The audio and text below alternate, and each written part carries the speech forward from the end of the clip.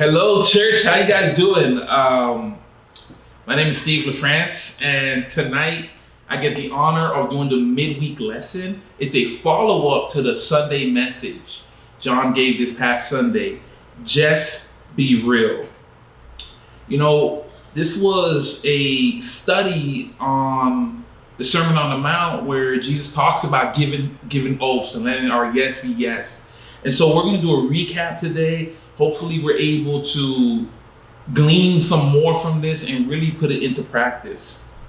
John talked about just the idea that our society is built off of people being transparent. A society works most effectively when people are transparent. And so what Jesus is doing here on the Sermon on the Mount is trying to form a people, form a nation who would follow him.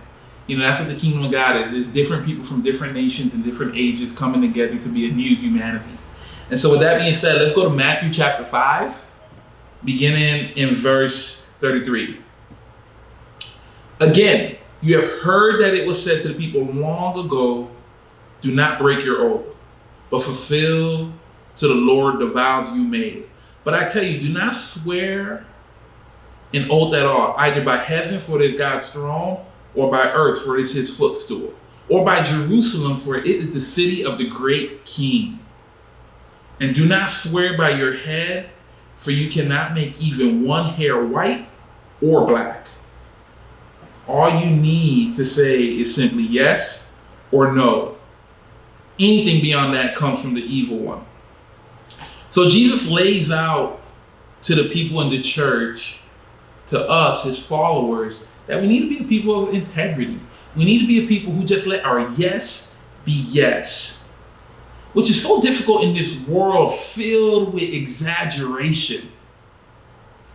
Go down any particular road and you see a barbecue spot, the sign says the world's best barbecue, the best barbecue in town, famous barbecue.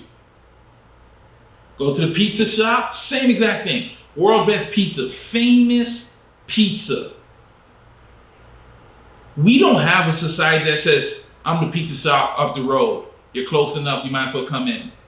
I'm the barbecue shop right here. If you're hungry, we got fairly decent prices, a little bit more than others, but a little cheaper than others. Come in and try. We don't speak plainly. We speak with exaggeration because our culture is built off of capitalizing off of people. We're a capitalist society. We want to make money off of people, so we exaggerate. And so what Jesus is trying to do here with his followers is to make sure that when we speak, our words carry weight, that our words mean something. If I say I'm going to do something, that I'm actually going to do it. If I say I'm not going to do something, that I'm actually going to do it. And so this is what Jesus is trying to get here. You see, but the intent of the law was to create a new society. The intent of the Sermon on the Mount is to create a new society. And the Sermon on the Mount is intended to get to the heart of the community. Like John mentioned this past Sunday, we need to be a people who walk in the light, who walk with a level of exposure and transparency that allows us to be seen for who we really are. Jesus is calling his people to live authentic lives, to be people who are honest, noble, truthful, and trustworthy, people who are real. And all of this is what we're going to talk about as we follow up on the message from this past Sunday. John had put up this image of an iceberg, and how when we see the massive iceberg, it's impressive. It corrects ships. That's how powerful it is. And yet there's always more at the bottom of an iceberg. There's so much more. And for many people in our society, we walk around only showing the world what we want the world to see, only revealing parts of ourselves that we want the world to see, that we consider more presentable. And so we see this every day lived out in our society and even in our own personal lives. Like, how many of us have typed out or began to type out phrases on Facebook like, I'm having a great day and I'm really excited about my family. That didn't sound right. That didn't come off completely well. Okay, yeah, I'm super excited about Yeah, I'm ecstatic. We're trying so hard to get the right words so people can see a projection of ourselves that we want the world to see. Same thing with Instagram. How many selfies do we take before we finally post one? You know, do I scrunch my lip up? Do I do the duck lips? Do I do the side eye? Did you get the right angle? Is my hair waving? We do so many selfies, and then we spend the next 20 minutes going through all the filters to make that picture look perfect. Because what's happening at the surface is we want people to get a projection of what we're trying to do, but what's really going on is we're just not comfortable with who we really are. Like, how many of us would post our very first selfie that we take in a day? We have to go through the different selfies. And so this is what Jesus is trying to help us understand, that we need to be a people who have integrity and who are okay with who we are. Lying and exaggeration comes from the intent to manipulate people. And this is what John talked about this past Sunday. And so the question becomes, in your life, what do people see? In my life, what do people see? It's really difficult to not project an image and actually walk in transparency. We've been trained since yay high that we need to project an image. When you go to an interview, you need to look your best. Don't look how you normally look. Go to an interview and look your absolute best. Go to an interview and present your very best self. And so we get trained like that so we can get a job, but then what inevitably ends up happening is, after a while, they're like, yo, you're not as sharp as I thought. You don't dress as well as I thought. Because that's just our society. And yet Christians, we can practice counterculturalism. Here's what I'm not saying. I'm not saying you don't need to look good for your interview and you don't need to put your best foot forward. But I'm saying in our relationship dynamics, can we operate with a sincere level of transparency with one another? That we don't put our best foot forward. That when I come over your house Tuesday and everything is going crazy, you don't tell me everything is going fine. You know the cool thing about Christianity is we as a people know all of us are sinners. We as a people know all of us is falling short of the glory of God. So you don't need to pretend like you don't sin, because I know you sin because the scriptures tell me you do. You know I sin because the scriptures tell you I do. The question is, am I going to be open about the sin that I'm involved in? Am I going to be transparent about the sin I'm involved in? And so in John chapter 3, verse 19, let's turn there together as we describe what to be real can look like for our community here in the One Miami Church. John says something that I think is so profound. He says in John chapter 3, verse 19, this is the verdict. Light has come into the world, but people love darkness instead of light because their deeds were evil. Everyone who does evil hates the light and will not come into the light for fear that their deeds will be exposed. But whoever lives by the truth comes into the light so that it may be seen plainly that what they have done has been done in the sight of God. God's people are people who love the light. You remember what light is for. It's to be able to see things. It exposes things in a unique way, and we are called to love the light instead of darkness. Darkness is where we can hide. Darkness is where we can manipulate. Darkness is where we can have ulterior motives. But the illustration of the light is where Christians should find their most comfort in, like just being able to just be real about who we are and where we are. I know that's uncomfortable. I know that's a challenge. When John was talking about just be real, it's uncomfortable in particular settings because we don't know what people are going to do with the information if we are too real. If we are, there was a skit from a comedy show when like keeping it real would go wrong. Like sometimes we could be scared to keep it real because it might go wrong. Like what if I tell James that, you know, my wife and I haven't had intimacy in 3 weeks. Is he going to think I'm a bad leader? I'm not a good husband? Is he going to make a suggestion that's going to make me feel more insecure? Or he just might help me. But I know that could be a sincere fear, even for me. What if I'm like, yo, my son, he's not getting any sleep and he's staying up all night, but I don't want to reach out to anybody and tell them he's not sleeping because I don't want you guys to think I'm a bad parent. I don't want you to think I don't know what I'm doing. Newsflash, I never had a kid before. I don't know what I'm doing. But yet that fear, to be real, can be there. You know, that fear of everyone thinks my finances are together, but I'm in more debt than I could bear. But I don't want anyone to know that I'm in debt because they might think I lack self-control. The challenge is you're in debt because you lack self-control, and we want to be a community that can help you and encourage you through that. But you got to learn to enjoy walking in the light. In my own personal experience, I know there have been really damaging situations that have happened in the past, and I sympathize with that. But in my personal experience, when I have chose to walk in the light, I have found nothing but encouragement. I have found nothing but love, mercy, and kindness. Even when I was rebuked, they did it out of love. Even when I was challenged, they did it out of love and kindness. And I needed to have those moments. You see, it starts with something as basic as just keep your word. Something as basic as that can start you on the path toward a lifestyle of walking in the light. You know, as a minister,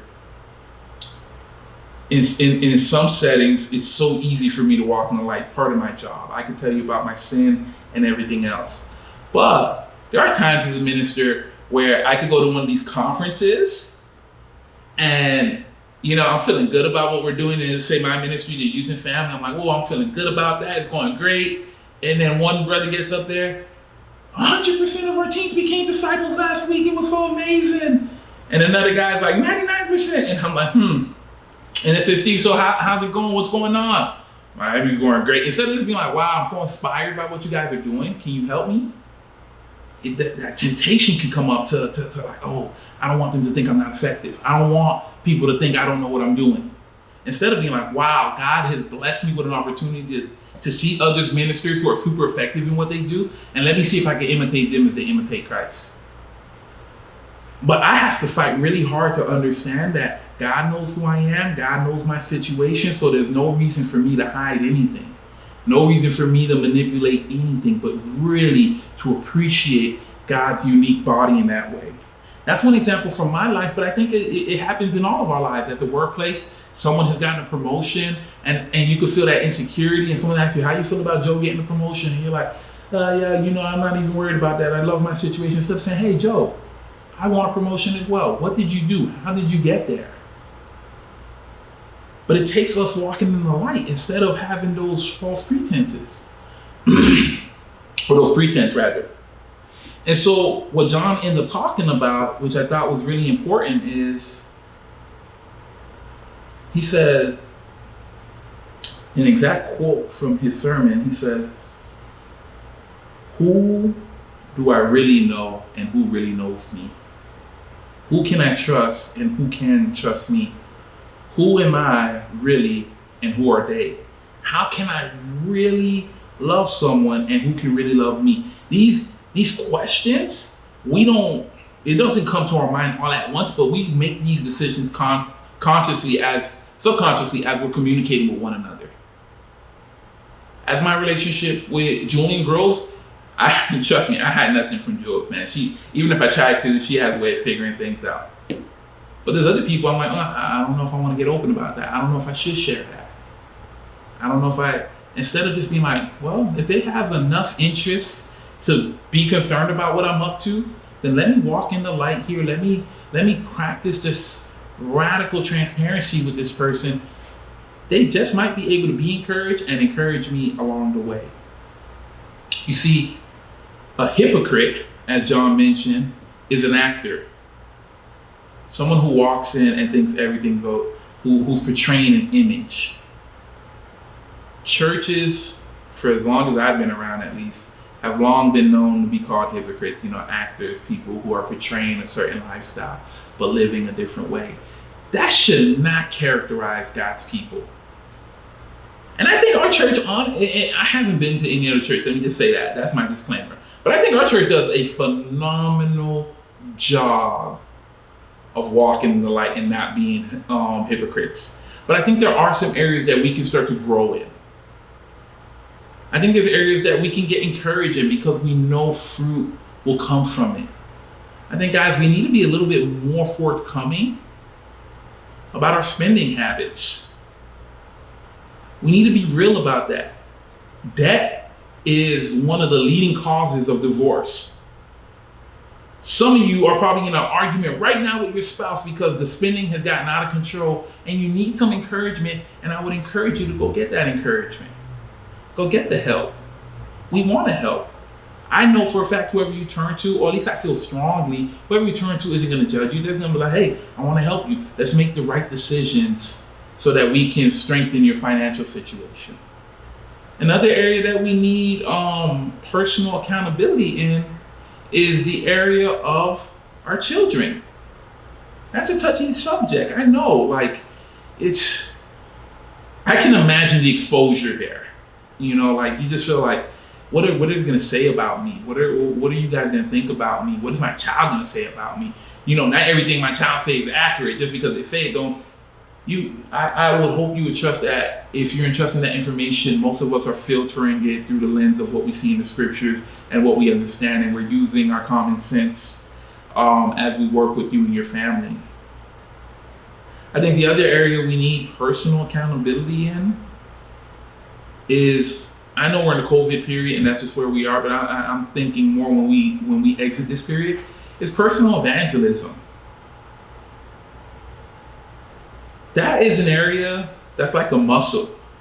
If you're not working that area out, eventually you stop. Eventually it gets hard to even share with one person. But we need accountability. We need to be like, okay, here's a game plan for me to get back into shape spiritually. And I'm not trying to down you guys, because I really think most of our brothers and sisters work really hard, and we really do want to honor Jesus when we say Jesus is Lord. But this is part of being real. Would you prefer me to say peace, peace, where there is no peace? Would you prefer me to say everything's hunky-dory when we know that there's areas that need help? The gospel requires us as a people to walk and live in such a way to be transparent. I want to look at two of the passages John mentioned. The first one is in 2 Corinthians, as he talked about the Apostle Paul. In 2 Corinthians, this is one of Paul's most vulnerable letters. What Paul says here, I think, is essential for us as we mature and grow in who God is calling us to be. 2 Corinthians chapter 4, beginning in verse 16. Therefore, we do not lose heart. Though outwardly we are wasting away, yet inwardly we are being renewed day by day. That inward renewal, that inward changing, it comes through deep fellowship and deep transparency. I've shared this more than one occasion, but I mean it. I'm grateful for the Campbells and their influence in my marriage. There have been times where I've had to sit down with them and they're like, Steve, you don't speak to your wife that way. I needed to hear them say that to me. Or, man, make sure you're sitting down and having family time and having a sit-down dinner. Write down expectations so you and Jules are not going back and forth. I am grateful for that. There were times I left their house feeling like, man, if I want to get discouraged, man, I look forward to that Tuesday appointment. I'm always struggling in this marriage. I'm never going to get it right. I remember sitting there when I was praying one time after a conversation with them. I was praying and I was just like, God, like, I can't be that bad. I'm like, I can't be that bad. I can't. And I'm praying with my wife and she's like, God, I hope you continue to humble Steve's heart so he can see the truth. And I was like, man. But you know what? 6 years later, my marriage is stronger than it's ever been. And that's by God's grace. That's by me allowing people into my life to help me in that. I'm so grateful. There were tough conversations. There were conversations that just weren't encouraging in the beginning, especially in the beginning. But I'm grateful now. I'm grateful. Jules and I always talking about, okay, maybe we need to reevaluate expectations. Maybe we need to figure out how to more effectively communicate with one another. So outwardly, I am getting older, but inwardly, I'm being renewed. I'm becoming more and more like Christ because of accountability in my life. And I'm grateful and I welcome it. And I would encourage you guys to do the same. Welcome it. When you're trying to get in shape, your personal trainer is going to train you. It's gonna help you get in shape. The beginning is always the hardest part, but as you get a good rhythm, you'll become more and more in shape. The other scripture that John shared was 2 Timothy chapter 3, verse 5. 2 Timothy chapter 3, verse 5. Having a form of godliness but denying its power, have nothing to do with such people. We become that sort of person. Instead of the person who's being renewed day by day, we become the one with a form of godliness when we're not being completely transparent with who we are. And none of us want to be that. None of us want to be the person who could say religious words like, yo, bro, I'm so encouraged. My marriage is just so encouraging and blah, blah, blah. But really, it's suffering. We want to be a people who thrive, who do well. Like many of our brothers and sisters who are thriving and doing well, they're practicing this. There's this book, I can't remember the author, but it's called The Lost Art of Discipling. I don't think it's lost. I think it's just not being used consistently. But they're practicing that. They're practicing walking in transparency. You know, when you become the person, imagine this, when you become the person who's completely transparent, you're no longer paranoid. You're no longer wondering, is anyone going to find whatever it is out? When is the other shoe going to drop? You're walking in transparency. When someone say, hey, I saw you, you're not like, whoa, you saw me doing what? You're like, yeah, I think you did see me if you said you saw me. What was I doing? And like, oh, you were working out. Yeah, that's what I was doing. You walk with a level of transparency. You're no longer paranoid. Like if anyone came up to me and like, hey, I talked to your wife, I'm not like, oh gosh, you talked to Jules. What did she say about me? It's like, I have not, if she said anything about me, I have a strong idea of what she would say about me. Oh, Steve, I talked to John or I talked to James about you. Well, I practice transparency with these men. I have a strong idea what they would say about me if they said anything to you about me. That paranoia and that anxiety that comes from hiding is gone in most cases. Now, obviously, I'm still growing. There's still areas where, again, like I just mentioned, the conference situation. That's like real talk right there. Sometimes I go to these conferences and I'm fired up before I show up, and I leave these conferences and I'm discouraged. I'm like, dang, man, I'm supposed to be inspired in this conference. Made me feel like I don't know what the heck I'm doing. And so pray for me, church. I've gotten better over the years, just to be transparent. I'm growing in that, but it's still not easy. Certain conferences, some are easy, some are not. With that being said, I want us to end with the reminder of two of John's challenges. To be real with God. It starts with deep intimacy through prayer. God knows who you are. God already knows your sin. So just be real. Say, God, give me the courage to be who you made me to be, and give me the courage to follow Christ. Just be real about who you are and where you are. And then John's other practical was to be real with God's people. I think in our discipling times, it can be tough sometimes to just be open. And sometimes, especially when you're just getting used to being open, that you just don't always want to be the one getting open. You want other people to get open. But if you got to be you for 3 weeks, 4 weeks, let it be you. But you're going to become the person who others will turn to, and you could be a blessing in that way. So be real with God's people. Say, hey, purity since COVID started has been tough. My harshness with my family has gone up, or I'm more distant from my family again. I know I was fighting for it, but now I'm distant again. I come home, I'm on the computer, and after I'm on the computer, I watch TV, I don't connect with my family. Or whatever area you need accountability in. And we need to be okay with accountability. I think we've come a long way from accountability being control. Accountability is partnership now. And I want to encourage us to partner with one another as we partner with God to transform us. Church, let's be real about who we are and real where God is calling us. Amen.